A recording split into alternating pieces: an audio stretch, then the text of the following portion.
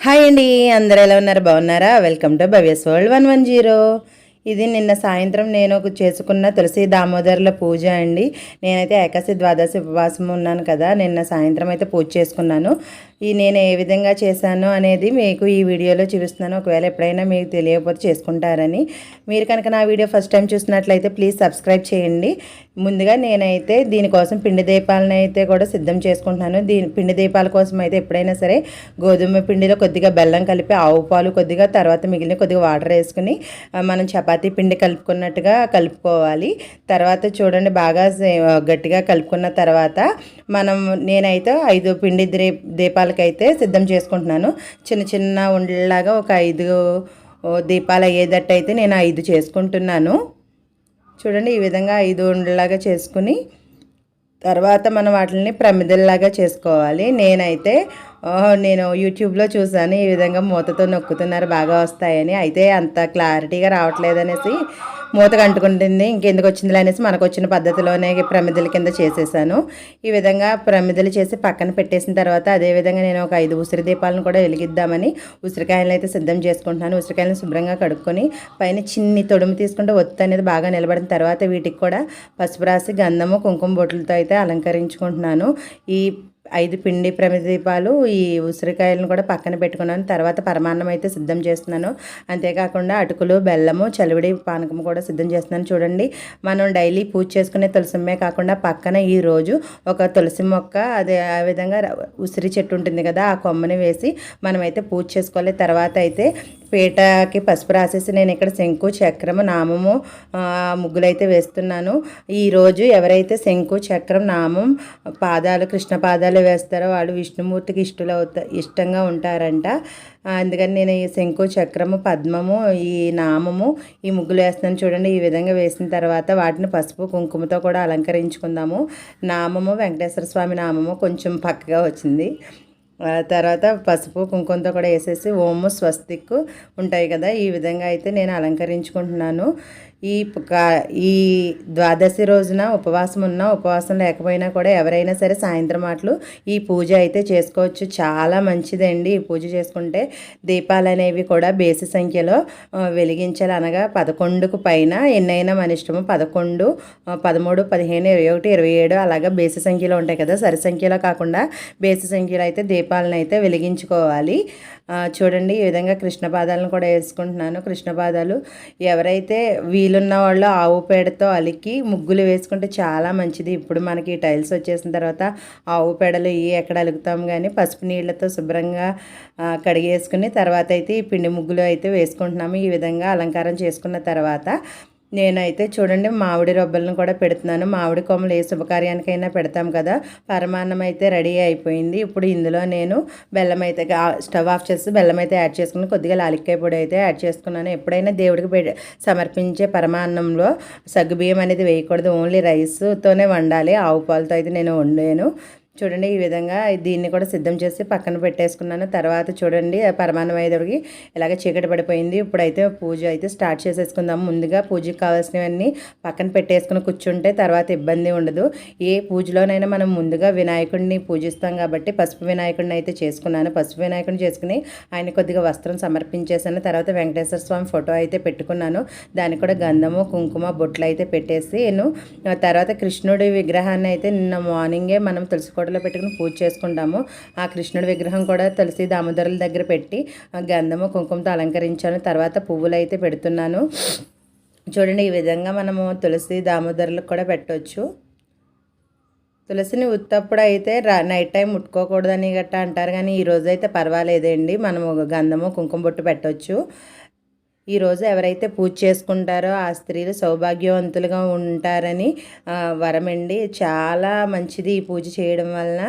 చూడండి, తర్వాత అయితే దీపారాధనకు సిద్ధం చేసుకుంటున్నాను. దీపారాధన కూడా ఎప్పుడైనా ఒక ఆకు వేసి ఆకు పైన అక్షింతలు అయితే వేయాలి. చూడండి, నేను బెల్లంలో అటుకులు కలిపి కొద్దిగా ఆ పాలతో అయితే కలిపి సిద్ధం చేశాను ప్రసాదము, పరమాన్నము.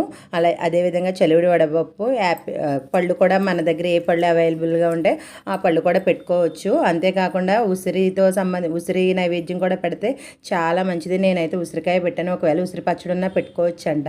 నేనైతే ఉసిరికాయ ఉంటే అది కూడా పెట్టాను. తర్వాత చూడండి దీపారాధనకి అయితే ఎప్పుడైనా ఏకాత్రి కింద అక్షతలు వేసి తర్వాత అయితే ఏకాత్రి పెట్టుకోవాలి. నేనైతే ఆవు నెయ్యితో ఈరోజు ఆవు నెయ్యితో దీపారాధన చేస్తున్నాను. ఈరోజే కాదు, ఉత్తప్పుడు నువ్వుల నూనెతో చేసినా కానీ ఈ దశమి, ఏకాదశి, ద్వాదశి తిథుల్లో ఆవు నెయ్యితో దీపారాధన చేస్తే చాలా మంచిది.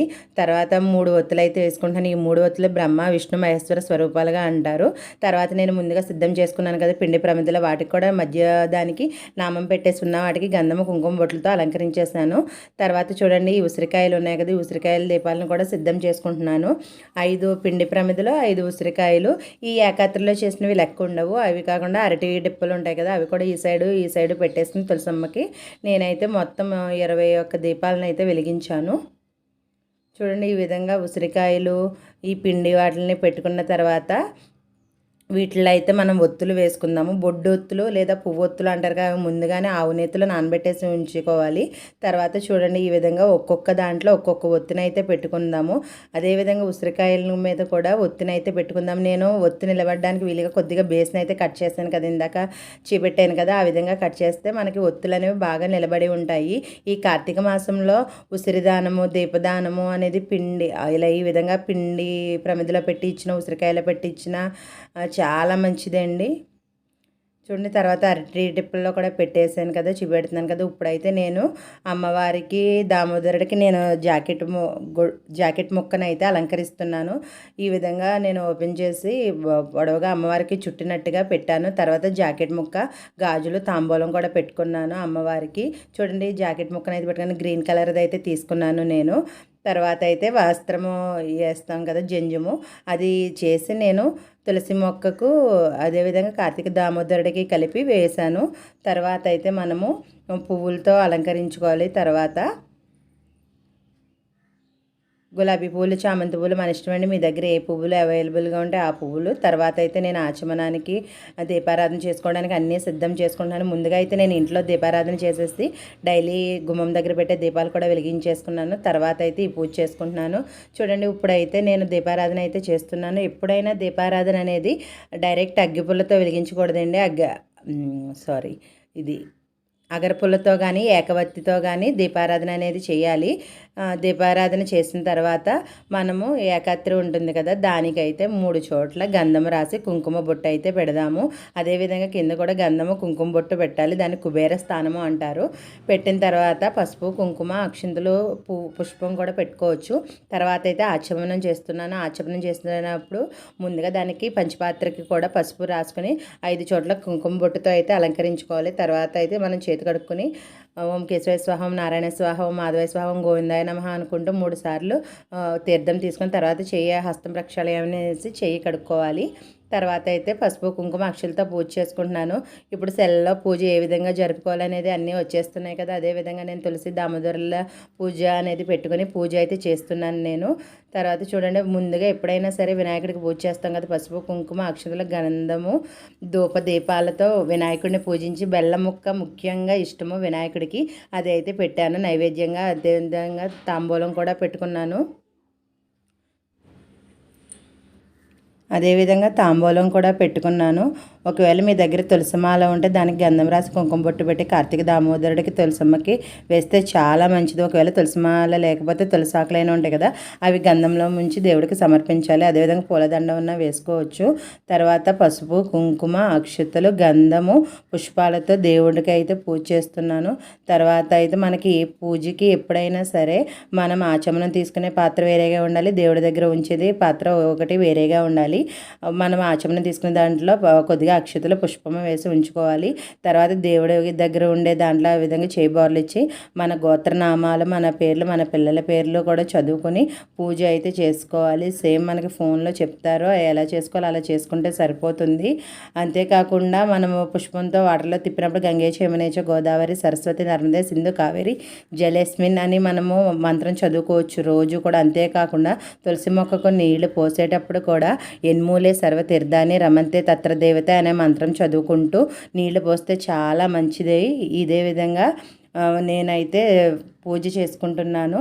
తర్వాత అయితే మనము దేవుడికి మనం పుష్పములతో వాటర్ ఉంటుంది కదా, అది ముంచి మొత్తం మన పూజా ద్రవ్యాలు మొత్తం అన్నిటి మీద మన శిరస్సు మీద వేసుకొని నేనైతే శుద్ధి చేస్తున్నాను. తర్వాత చూడండి, నేను చెప్పాను కదా ఉసిరికాయను కూడా నైవేద్యంగా పెట్టానని.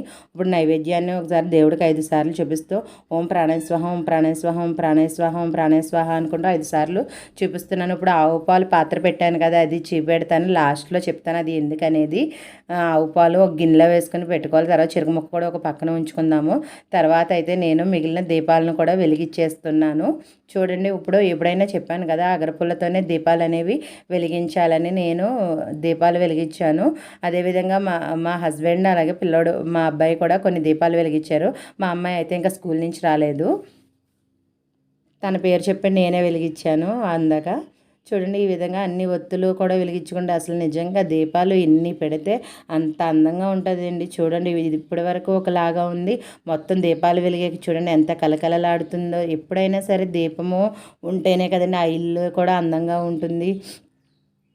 చూడండి, ఇప్పుడైతే దీపం నైవేద్యం సమర్పయామి అని కూడా అనుకోవచ్చు. తర్వాత సాంబ్రాణి ధూప్ స్టిక్ ఉంటుంది కదా, అది కూడా వెలిగించుకున్నాను నేను. ఇటు సైడ్ చూడండి, మా అబ్బాయి అయితే వెలిగిస్తున్నాడు. వాడికి చాలా ఇంట్రెస్ట్ అండి. నేను ఏ పూజ చేసినా నా వెనకాలే ఉండి అమ్మ ఏం చేయను, నేను చేస్తా అంటాడు. తర్వాత అయితే నేను కొబ్బరికాయ కూడా కొట్టేసుకుని దేవుడి దగ్గర పెట్టేసి నైవేద్యం అయితే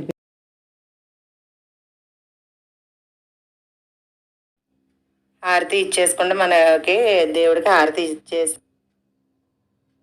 హారతి ఇచ్చేసుకున్న తర్వాత నేను చెప్పాను కదా ఇందాక గిన్నెలో ఆవు పాలు ఉన్నాయి కదా చెప్తాననేసి. అది ఏమిటంటే ఆవు పాలలో మనం చెరుకు ముక్క పెట్టి చిలకలు మజ్జిగ చిలికినట్టు చిలికితే అవి చుట్టూరు పడతాయి కదా, అలా పడితే చాలా మంచిది.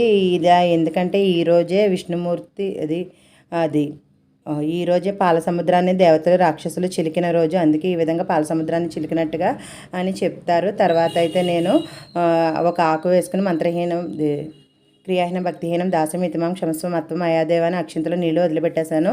తర్వాత అయితే తీర్థం తీసేసుకుని అందరం తలకు కొంచెం ప్రసాదం అయితే తీసుకుని తులసమ్మ దగ్గర పూజ చేసిన కార్తీక దమ్మ దగ్గరది బొట్టు అయితే పెట్టుకుని అక్షింతలు అయితే వేసేసుకున్నాము. తర్వాత అయితే మనము ఒకసారి అయితే మీకు లుక్ అయితే ఒకసారి చూపిస్తున్నాను పైనుంచి కింద వరకు.